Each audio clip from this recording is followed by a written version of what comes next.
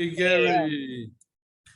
Well, thank you all for being here. Firstly, hopefully, after I get done, I won't scare you away. Certainly, the new people. And thirdly, truly, I think it's wonderful, and I thank Kay and Paul to have the opportunity to share.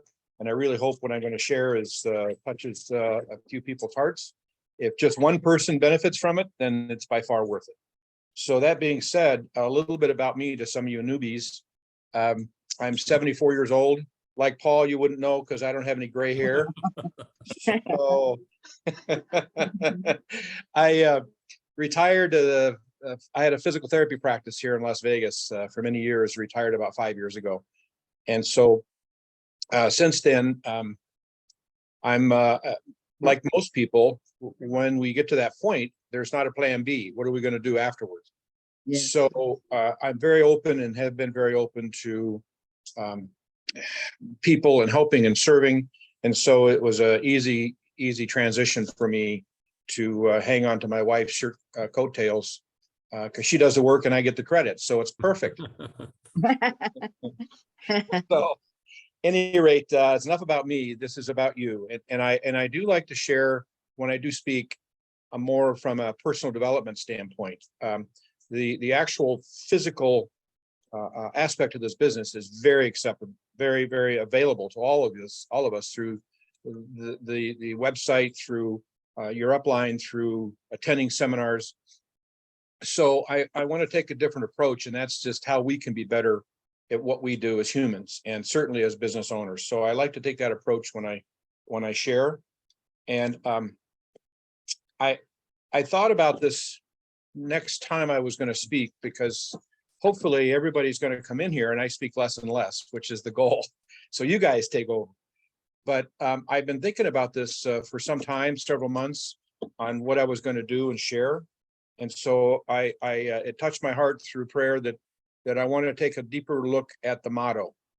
And I knew I was on the right track because in July in our success seminar, Mimi Greer, Sharon Rosemaster, shared with us, and she spoke of the motto. So she kind of stole my thunder, but I knew I was on the right track, because if she brought it up in that meeting, I just want to take a little bit more in-depth look at what this really means.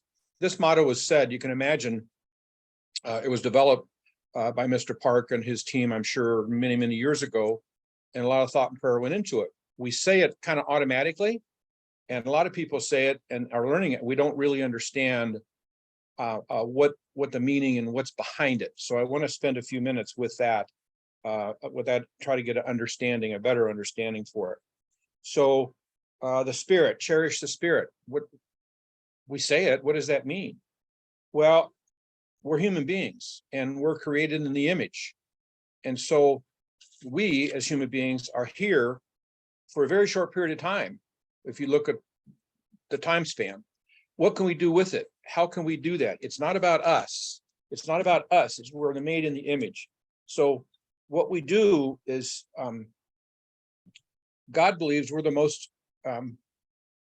essential existence as we're on this earth, because he's trying to mold us into his image so we can be better stewards of what he's blessed us with.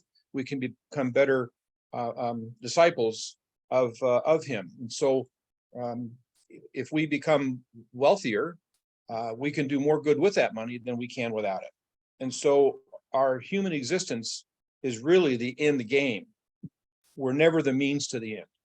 So we have to sit back and value ourselves. What can we do with ourselves to help other people? I believe that's truly the message behind the spirit. The mind, create the vision. Everything we see comes from the unseen.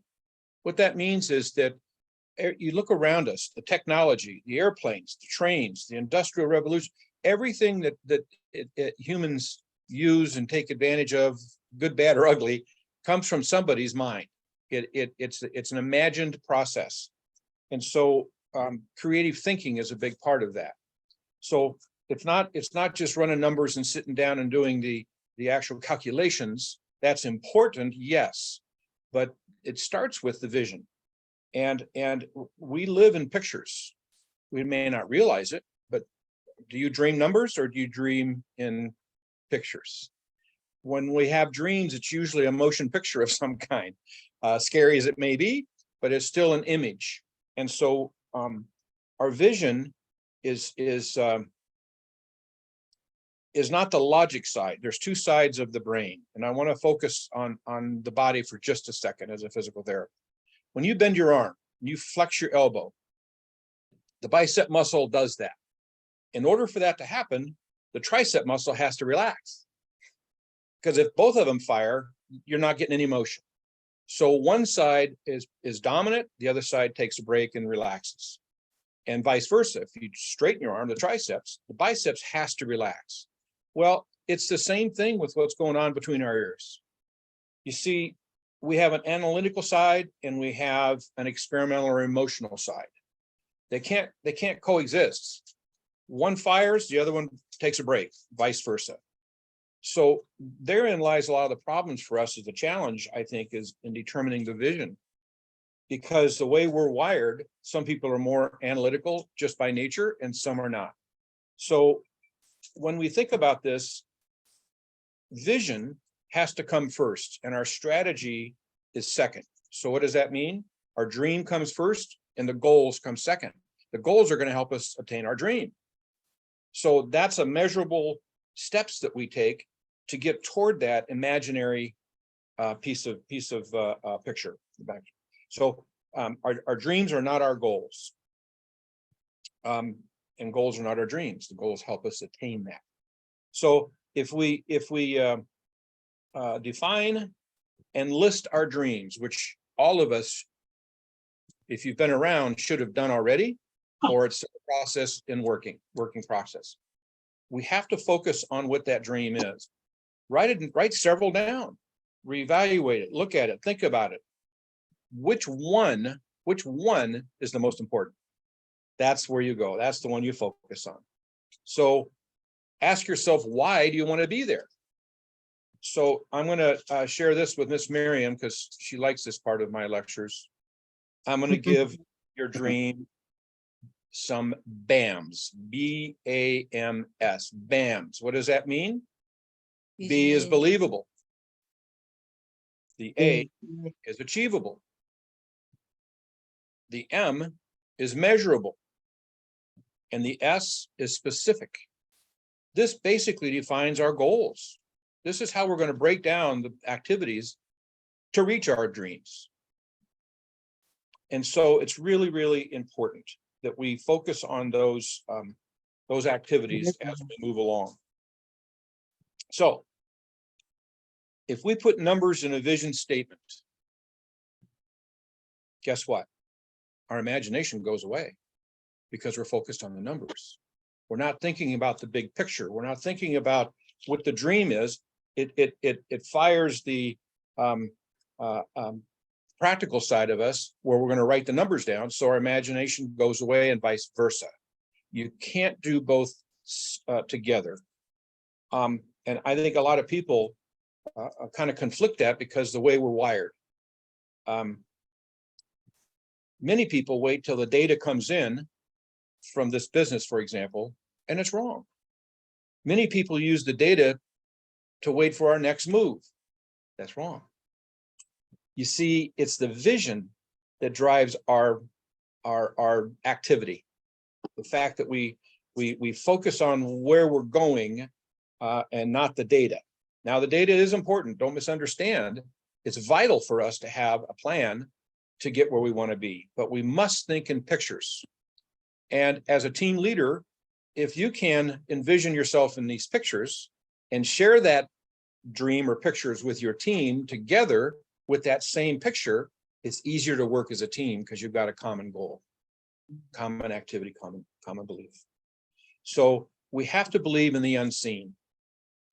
And for example, when you're in this business and brand new, and even now, people will see you, your family sees you as what we are. I'm retired. I'm disabled. I'm bankrupt. I own a business. I'm whatever. People see us in that existence. They don't see the picture of where we want to go. But if you continue to share that picture over and over again, they will understand in due time where you're going and what your dream and what drives you is existence. So that can change your mind as well as those around you. Really important to share that vision. So once you have a vision, then you have to stand in faith. Well, that means that we have conviction. You see, a conviction is confident in our thoughts. We're motivated. We're very active. We've made this commitment to do what we want to do, and so that then leads us then to the faith that is going to happen. So follow the faith. 2 Corinthians 5 verse 7, quote, "We walk by faith, not by sight." Wow. Think about that. Isn't that what we just said?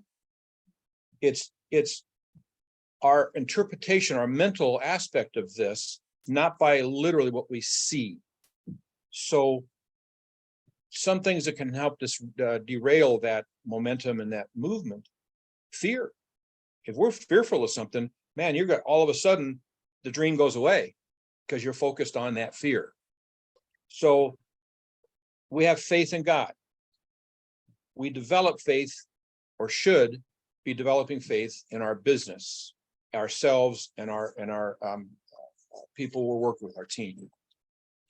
So it's really important that the faith comes into play.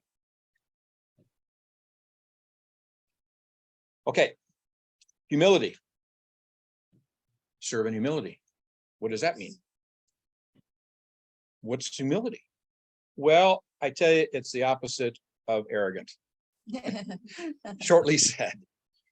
How do we conduct ourselves in our private life, in our family life, in our business life? How do we conduct ourselves around other people? You see, we have to become and learn to cherish all those around us. How many of us, included me, because we're all sinners, how many of us have sat around and either individually or as a small group, you see that way that person is dressed? Oh my goodness. So we make fun of people. It's a natural response. What are we doing? Well, it's not me doing that. I dress nice. You see, it's arrogance. And we have to put ourselves in that position to see people for their faults. And it doesn't mean that we're going to jump right in there and share that with them. It may or may not be our responsibility to do that. But at the same time, we have to serve in humility, because we all have our kinks in our armor. We all have our issues, and recognition is the first sign of recovery. So it's hard to say. It's easy to say, hard to do, is never be arrogant. And we want to be willing to accept not just our failure, but failures of other people, because that's life. So in your business life, how do you handle if somebody says no? Well, in time, who's next? But initially, your feelings are hurt from that, because you want the best for people. They may not want it themselves because they don't see it. Well, yes, that's why we sign up people as a customer base, sign up for their shopping mall. Well, all we're doing is recruiting a group of consumers, out of which we're looking for just a few that want to make some money. They're going to stand up. They're going to stay. They're going to bring themselves forth to you in many respects. So don't think that you have to force this on anybody because you're going to get a bigger no. But you believe in them. If not today, how many of you took months to get registered, or years, when you were exposed to this business? It's normal. It's common. So don't make fun of people's flaws. We all have them. You want to be more of acting like Jesus if it's possible, because we want to be disciples. He washed the feet of his disciples. Let's just think about washing the mud off of those around us. Okay. So that's kind of a snapshot of the motto. And I want to kind of change gears a little bit toward success. What does that mean? Spell it. S-U-C-C-E-S-S. S-U-C-C-E-S-S. Success. That brings me to my book. Every time I give a lecture, I can't. Your chest area. Yeah. Oh, my chest is too big to show this book. This is a small book by John Maxwell, and it's called Success. Success One Day at a Time by John Maxwell. I love it because it's a small read. Just a couple toilet breaks, you can go right through this. Wow. Welcome. I don't have any time. I can't throw a key. I get it. Well, okay. On the back, there's a quote. It says, "There's no shortcuts to any place worth going." There's no shortcuts to any place worth going. Beverly Sills. Really powerful. Wow. So in the front of this, he says, quote, "You will never change your life until you change something you do daily. The secret of your success is found in your daily routine." Now, this is by a very successful man. So success, I was sitting here. you spell it out, S-U-C-C-E-S-S. The S, My God. the S, select your goal. You see, you're looking so Yeah. pretty. I agree. Okay. So again, I want to spell out success. The S, select your goal. The U, unlock your personal potential. The C, commit yourself to your plan. I'll repeat it. The second C, chart your course. The E, expect problems. The S, stand firm on your commitments. The S, surrender everything to God. Select your goal, unlock your personal potential, commit yourself to your plan, chart your course, expect problems, stand firm on your commitments, surrender everything to God. You see, success is really one who decided to succeed. We have to make that decision. It's not going to happen for us. So success is one who decided to succeed and worked, underline, worked for that success. A failure is one who decided to succeed and wished for success. You can't wish it. You got to work for it. Yeah. A decided failure is one who failed to decide and sat back and waited. So you may have heard this phrase: if you keep doing what you've always done, you'll always get what you've always gotten. Yeah. There's a lot of truth to that, isn't there? So Mr. Maxwell says, do something uncomfortable every day just for practice. So I want to add this too.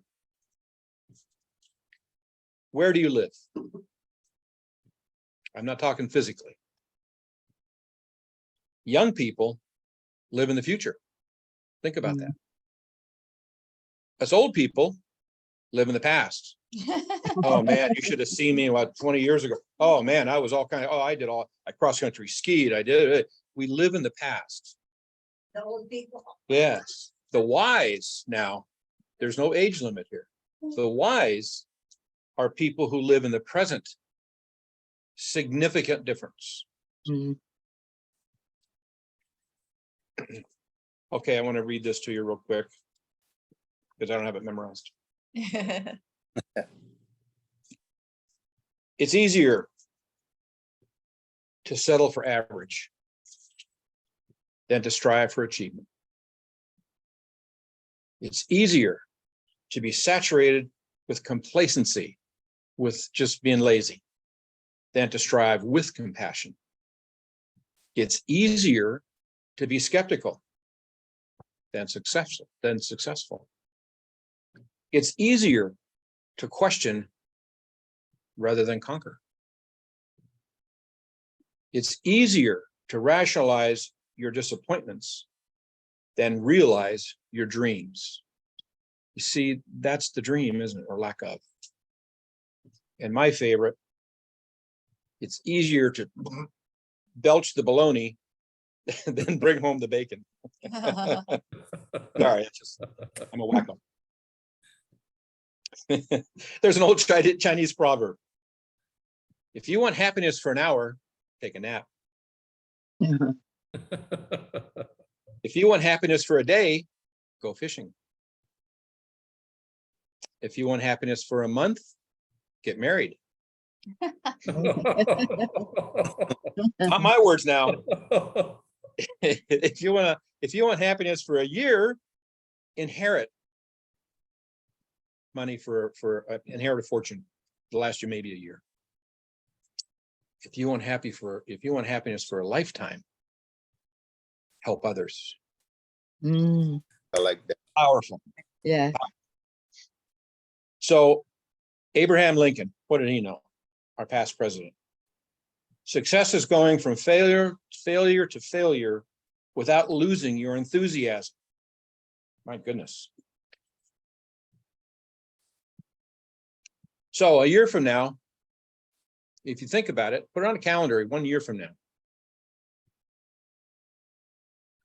You may wish you have started this business today. Mhm. Okay. You will never change your life until you change something that you do daily.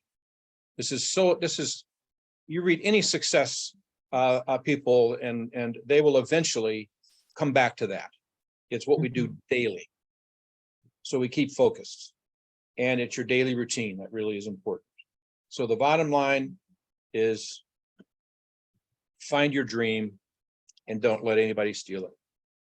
So again, I didn't want to get too crazy with this stuff, but those are really important things. Get this book, Success for One Day at a Time, John Maxwell, Maxwell, John Maxwell. Again, it's a really easy, simple read. I do every time I am blessed to speak. I bring a book. That book list is maybe available. I don't know if Kay's kept it or not, but I could probably pull it out. But some significant reading. And if you look on your 8-step plan, what's one of the steps? Read daily. Mhm. Good. But at any rate, that's what I have today. And thank you for letting me share and just comments or questions. But again, thank you all.